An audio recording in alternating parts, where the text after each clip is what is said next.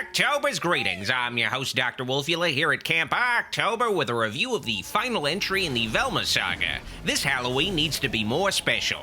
I'm joined by a guest. Say hello! Oh, hey, Ghoulash here. Sir, I think I should really be keeping an eye on the campers right now, especially the campers in Cabin 3. That Cody kid in there's a bit of a red flag. He said he went to juvie for arson. I'm sure they're fine.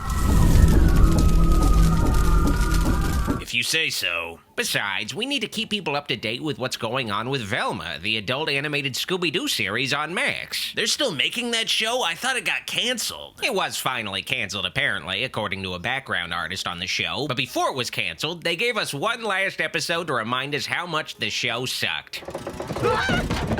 What's happening? Sir, why are we still hate-watching this show now that it's been canceled? I didn't hate-watch Velma. That would imply I hate it, which I don't. I thought it was a bad show that constantly baffled me, but it also fascinated me. It was just such a misfire. An adult animated Scooby-Doo spin-off shouldn't be too hard to pull off, but it felt like they fucked it up completely at every turn. The show wasn't funny, the plot was incoherent, and it felt like it was written by people who just hated Scooby-Doo, animation, and their fans in general. You know what 420 is, right?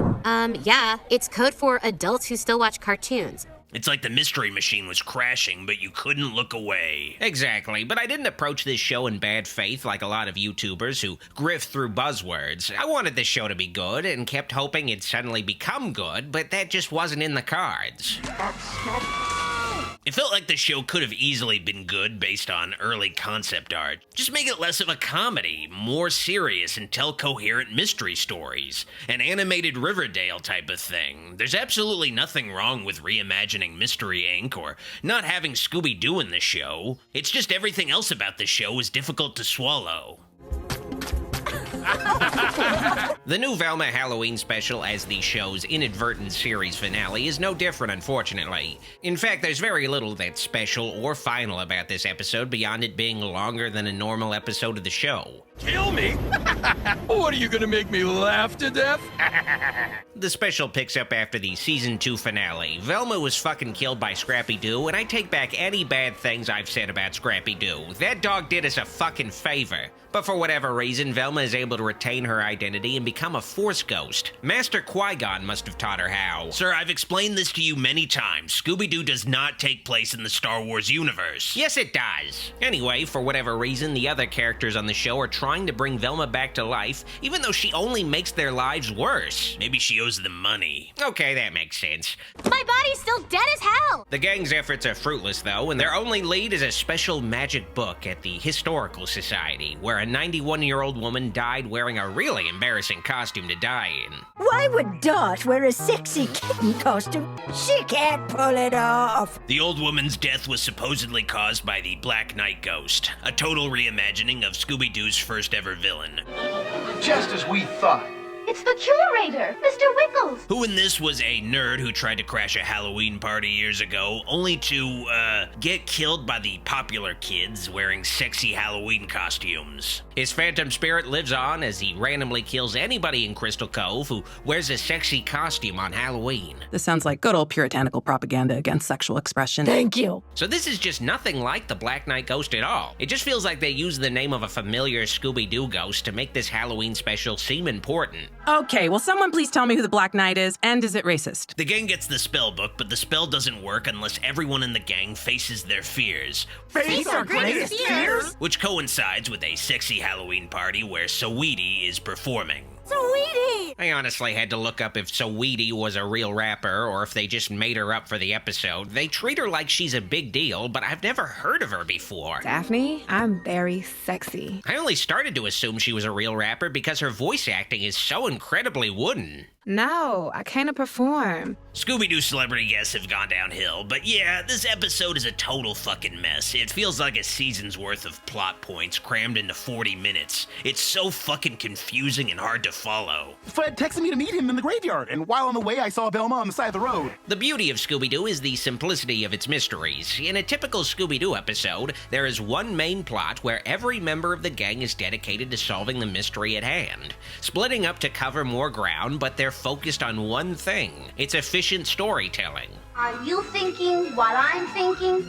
right, Velma. This just about solves the mystery. Velma, though, usually gave every single member of the gang their own separate plot lines per episode. They rarely work as a team dedicated to solving the same problem. I'm not ready to be bossed around by another short-haired angry woman. In this episode, they kind of solved the same problem by facing their fears to save Velma, but they all have their own separate fears, and the pacing of the show is so relentless and things are just so poorly explained that a simple episode premise like this becomes extremely difficult to follow.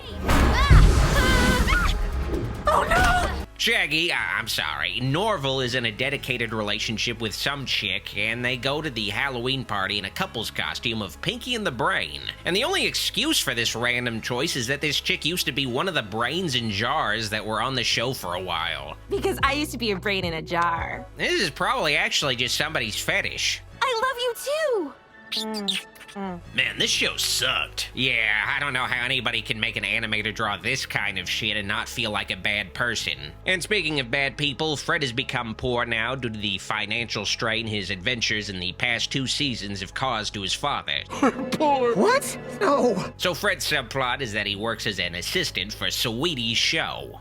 Sweetie, please, I need a job. It feels clear that this show just did not know what to do with Fred. All of his plot lines felt like they were just giving him something to do while the other characters did important shit. I guess it was supposed to be a subversion of his usual role as the leader taking charge by making him completely useless and pointless on the show. Oh my gosh! Get away from me! And where the Shaggy was the smartest and most level-headed member of the gang, because that was fun, I guess. Break up with you? But that would hurt you, and I'm far too thoughtful to ever purposefully hurt anyone. Ultimately, Velma and Daphne do encounter the Black Knight Ghost and find out he isn't the one who has been killing people. He was just a perverted incel who accidentally died a virgin. Knights are sexy. I actually agree. The real Black Knight Ghost, in a rare unmasking for a Scooby-Doo show at least, is revealed to be the town's historian, who had been killing people wearing sexy Halloween costumes because they were replacing scary Halloween costumes, and scary Halloween costumes are needed to make dark magic work on Halloween, I guess. I continue to kill people in sexy costumes. And then the Halloween special just becomes a rehash of the final act of Scooby-Doo and the Witch's Ghost, where the town historian becomes an all-powerful witch bent on ruling the world. So the only way to stop her zombie army is for everyone in town to be sexy, and Sweetie teaches them that they're all sexy in their own special ways. There's no one way to be sexy, because everyone finds different things sexy. What does this have to do with Halloween? I don't fucking know. Ultimately, though, Velma's ghost pulls a Deus Ex Machina and sends her and the historian to hell, where Velma was probably gonna go anyway. Hell exists in Scooby-Doo? I guess so. Where is she? She's gone. And the gang finally buries their friend Velma, bothering to pay for a funeral for her for some reason. She did kind of save the world. I'm sure somebody else could have figured out how to save the world if Velma could do it. Part of her will always be in our hearts. Velma's sacrifice and her eternal torment in hell could have been a perfect way to end the series, but it's revealed that Velma comes back to life. I'm alive! Caused by Fred under the dark influence of a book on tape read by Richard Kind. This is the evil spellbook speaking to you with Richard Kind's voice. This show is really fucking weird. Yeah, Velma's Halloween special / series finale kinda sucks. It displays all the show's problems condensed within 40 minutes. A rushed nonsensical plot and extremely specific jokes that very few people would find funny. It honestly doesn't feel that much like a Halloween special. The show is already spooky, and the special does not amp up the spookiness from a usual episode of the show or make the holiday feel all that important to the plot. It mostly just feels like an excuse to make Shaggy wear a Pinky costume the entire time. But if you've ever wanted to see Pinky and the Brain kiss, this special has got you covered. You fucking weirdo. We are going to be the sexiest Pinky in the Brain ever. With the show's apparent cancellation, they really should have ended the Halloween special before Velma's resurrection, just to give the show some finality that it will never have now. I give Velma, this Halloween needs to be more special, a Velma Black Knight Ghost out of real Black Knight Ghost. Do you smell something burning? Oh no.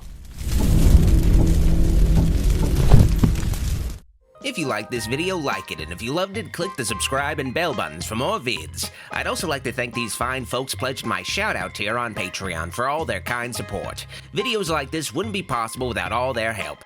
Thank you for watching, see you next time. Dr. Wolfula signing out.